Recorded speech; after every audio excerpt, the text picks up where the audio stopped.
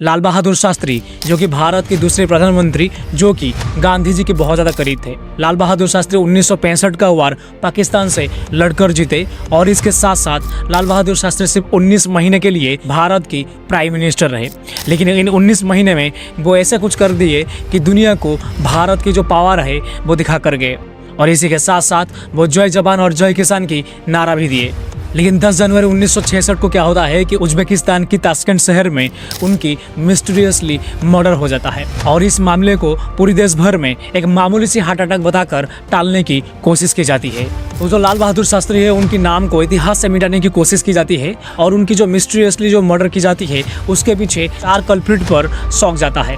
पहले तो ये है कि अमेरिका की CIA, दूसरी होता है पाकिस्तान और तीसरी होता है USSR की KGB और चौथी होता है इंडियन पॉलिटिशियंस के ऊपर। तो आज की इस वीडियो में हम लाल बहादुर शास्त्री, उनकी लेगासी और उनकी जो मिस्टीरियसली जो मर्डर हुआ है उस चीज़ के बारे में डिटेल्स में बात करने वाले हैं। तो 1965 में इंडो पाकिस्तान वार में पाकिस्तान इंडिया से हारने के बाद USSR इंडिया और पाकिस्तान के बीच में एक पीस एग्रीमेंट करना चाहा और इसी वजह से वो उज्बेकिस्तान की ताशकंद शहर में इंडिया, USSR और पाकिस्तान को बुलाया गया। तो इंडिया की तरफ से प्राइम मिनिस्टर लाल बहादुर शास्त्री गए थे, जबकि पाकिस्तान की तरफ से military detector general Ayub Khan ने इस मीटिंग को अटेंड करने के लिए गए थे। लेकिन 10 जनवरी 1966 को ये जो एग्रीमेंट होता है उसे साइन किया जाता है, लेकिन उसी दिन उसी रात को जो लाल बहादुर शास्त्री होते हैं उनकी मिस्टीरियसली डेथ हो जाता है।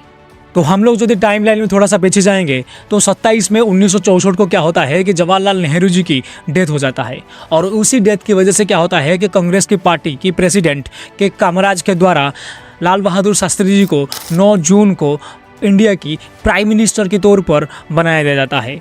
ये वही टाइम था, इस टाइम पे 1962 की इंडो चाइना वार से इंडिया जो है वो पूरी तरीके से रिकवरी नहीं हुआ था और इसी चीज़ का फ़ायदा उठाकर पाकिस्तान ने बार बार इंटरनेशनल स्टेज पर जम्मू एंड कश्मीर की मुद्दा उठा रहा था।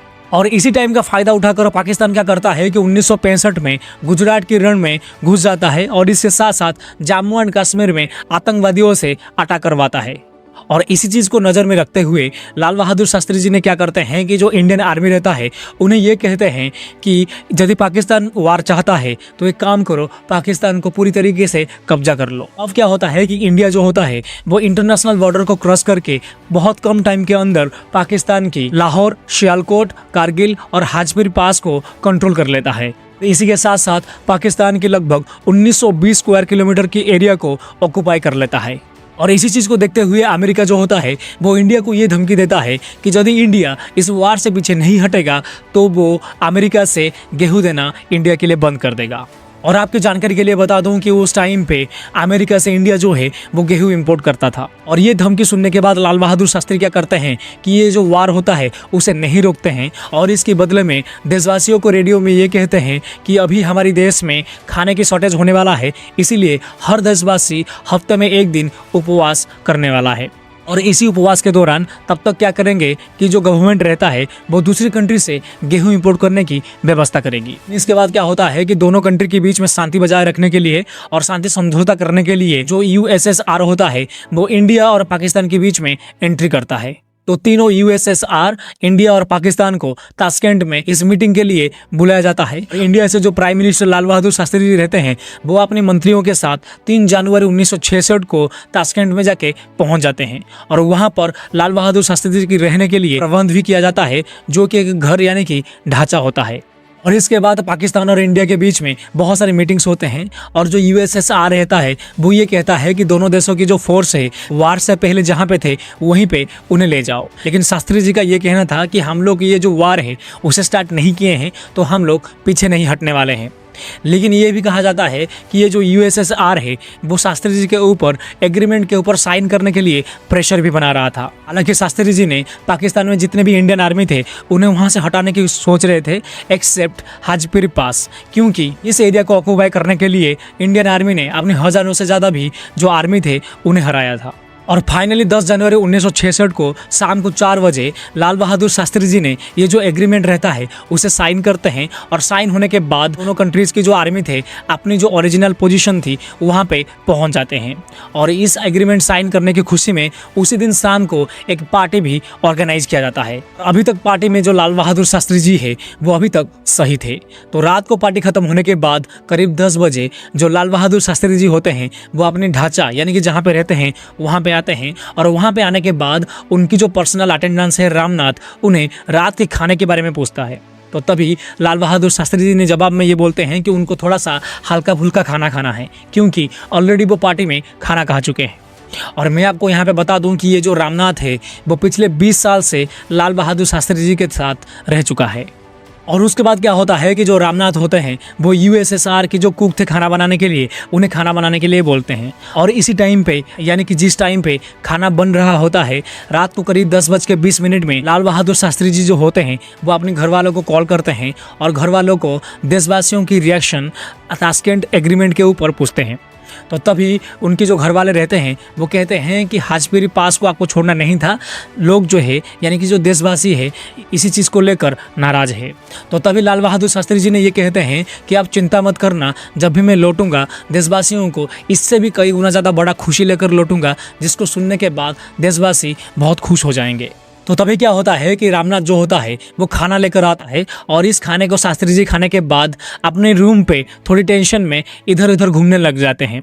और इसी टाइम पे क्या होता है कि एक फोटोग्राफर आता है शास्त्री जी की फ़ोटो लेने के लिए, लेकिन उन्हें मना कर दिया जाता है जिसकी वजह से क्या होता है कि वो बाहर से जब शास्त्री जी इधर उधर घूम रहे थे उस टाइम पे एक वीडियो लेता है और जो कि वीडियो आप ये देख सकते हो।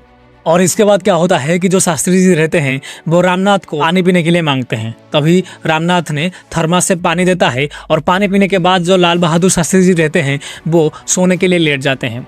और उसके थोड़ी टाइम के बाद शास्त्री जी की जो तबीयत रहता है वो बिगड़ता है और उनकी जो डॉक्टर है चूग उन्होंने रिवाइव करने के लिए कोशिश करते हैं, लेकिन लाल बहादुर शास्त्री जी का डेथ हो जाता है। तो शास्त्री जी की डेथ के 10 साल के बाद एक जांच कमेटी बैठता है। डॉक्टर चूग और जो रामनाथ होते हैं ये दोनों ही ये जो शास्त्री जी की जो डेथ हुई है उसके आई विटनेस थे। तो दोनों की बयान लेने के लिए उन्हें बुलाया जाता है, लेकिन रास्ते में जाने के टाइम पे दोनों के एक्सीडेंट होता है और इस एक्सीडेंट की वजह से दोनों की डेथ हो जाता है। अब सोचिए कि शास्त्री जी की डेथ की सिर्फ 2 ही आई विटनेस थे और दोनों के दोनों अभी मर गए हैं, यानी कि आई विटनेस नहीं तो केस भी नहीं। लेकिन ये चीज़ होने के बाद जो कंस्पिरेसी थ्योरी है वो 4 निकल कर आता है। और जो 4 कंस्पिरेसी थ्योरीज है चारों में एक ही चीज़ कॉमन है कि जो लाल बहादुर शास्त्री है उन्हें पॉइजन देके मारा गया है। लेकिन बात यहाँ पे यही होता है कि किसने और क्यों पॉइजन देके मारा है। और ये जो मिस्टीरियसली जो डेथ हुआ है इसकी 4 कंस्पिरेसी थ्योरीज निकल के आता है। तो पहले आता है पाकिस्तान की ISI। तो कुछ लोग क्या कह रहे थे कि जो पाकिस्तान है उन लोगों ने पॉइजन देके लाल बहादुर शास्त्री जी की मर्डर किया था। लेकिन दरअसल बात यह है कि ऑलरेडी जो पाकिस्तान है वो ऑलरेडी डरा हुआ था, क्योंकि यदि लाल बहादुर शास्त्री जी ने एग्रीमेंट में साइन नहीं करेंगे तो जो इंडियन आर्मी है वो पूरी तरीके से पाकिस्तान को ऑक्यूपाई कर लेगा। और इसी बात को लेकर पाकिस्तान जो है वो ऑलरेडी डरा हुआ था। तो उनकी तो बस की बात नहीं थी कि पॉइजन देके लाल बहादुर शास्त्री जी की मर्डर करेंगे।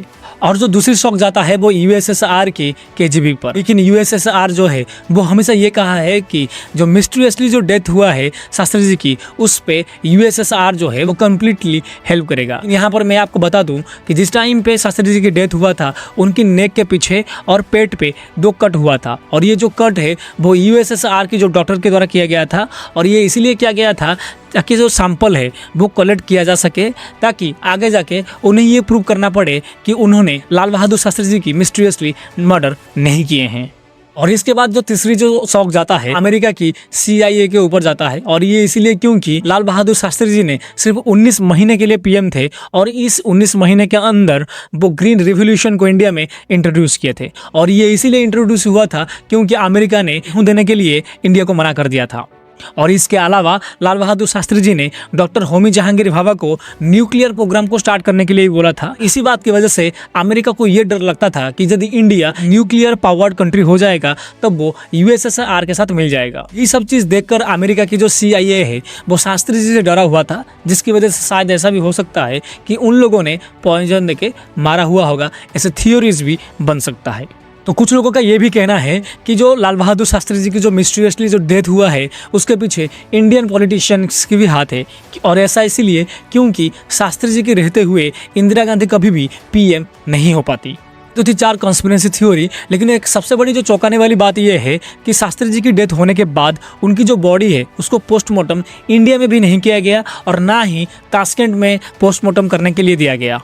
और फाइनली इसी मर्डर मिस्ट्री के साथ वो ऐसा कौन सा खुशी जो कि देशवासियों को लाल बहादुर शास्त्री देने वाले थे वो भी कहीं ना कहीं मिस्टीरियसली खो गई।